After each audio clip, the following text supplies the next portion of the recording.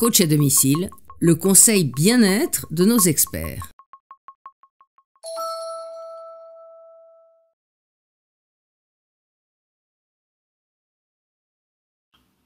Bonjour, aujourd'hui je vous donne 4 conseils pour pratiquer le yoga pendant l'été sans vous faire suer. Mon premier conseil, ça concerne la tenue de yoga, qui est à adapter évidemment en fonction de la saison. Quand il fait très chaud, on va plutôt privilégier des matières naturelles, plutôt respirantes, comme le coton ou le lin. On peut privilégier une tenue un petit peu plus courte, comme par exemple un short ou un pantacourt, et aussi un t-shirt léger. Si vous avez les cheveux longs, je vous recommande de les attacher. Je vous conseille aussi de vous placer pieds nus, ce sera toujours beaucoup plus agréable. Donc l'important c'est vraiment que votre tenue soit confortable et qu'elle vous permette de pratiquer dans les meilleures conditions de confort. Concernant le choix de l'endroit, il y a plusieurs possibilités. Soit vous allez pratiquer en intérieur. Dans ce cas-là, je vous recommande de bien aérer la pièce avant pour avoir le plus de fraîcheur possible. Si vous utilisez un ventilateur, vous pouvez aussi vous rafraîchir grâce à ça. Par contre, soyez prudente au niveau de la climatisation parce que ça pourrait assécher vos muqueuses, notamment les yeux et la gorge, le nez, et du coup ça peut aussi provoquer parfois des rhumes. Donc soyez prudente pendant la pratique avec la clim.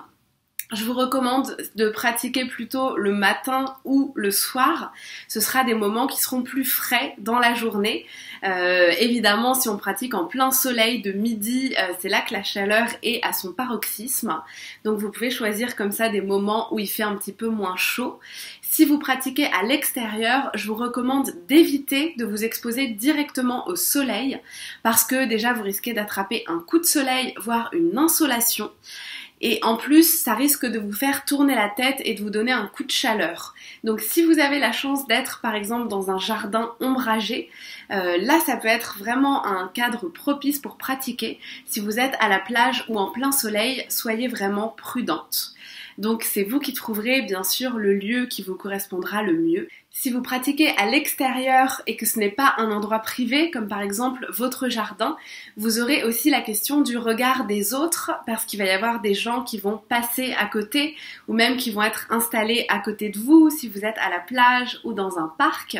Donc parfois, moi ça m'est déjà arrivé de pratiquer en extérieur et d'avoir les gens qui viennent me parler, poser des questions, faire des commentaires, etc. Donc c'est pas forcément évident pour la concentration.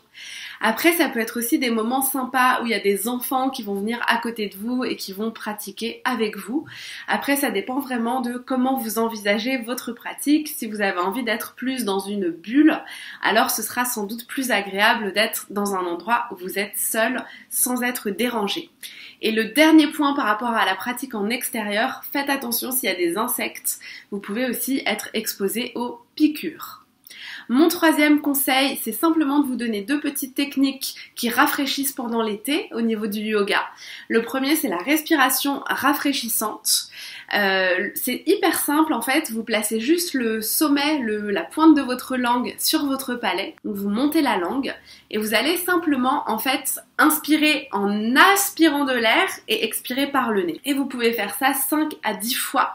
Non seulement ça va vous rafraîchir et ça va aussi vous apporter un petit peu d'hydratation. Par exemple, si vous avez très soif, ça peut vous aider à patienter avant de boire directement. Et il y a aussi une technique de yoga qui s'appelle Viparita Karani. En fait, l'idée c'est simplement de s'asseoir le plus près possible d'un mur et de monter les jambes à l'équerre, donc à la verticale, et de venir donc former comme la lettre L de l'alphabet contre le mur. Et ça permet vraiment de se rafraîchir. Donc c'est une excellente posture pendant l'été. Et j'ai pour terminer un petit conseil bonus pour ne pas glisser sur votre tapis de yoga quand il fait chaud. Déjà, vous pouvez garder une petite serviette éponge à côté de vous pour essuyer vos mains. Si vous avez les mains ou d'ailleurs aussi les pieds qui transpirent, vous pouvez utiliser ça. Vous pouvez prendre un tapis de bonne qualité avec des matières naturelles parce que tout ce qui est plastique, ça va avoir tendance à vous faire transpirer davantage. Et enfin, si vous transpirez vraiment beaucoup, vous pouvez placer un sur-tapis sur votre tapis de yoga qui va permettre d'aspirer, d'absorber la transpiration. Voilà, avec ces conseils, je pense que vous êtes vraiment prêts ou prêtes pour une pratique optimale pendant l'été sans vous faire suer. Je vous souhaite une très belle pratique de yoga avec beaucoup de plaisir et de joie. À bientôt sur le HuffPost.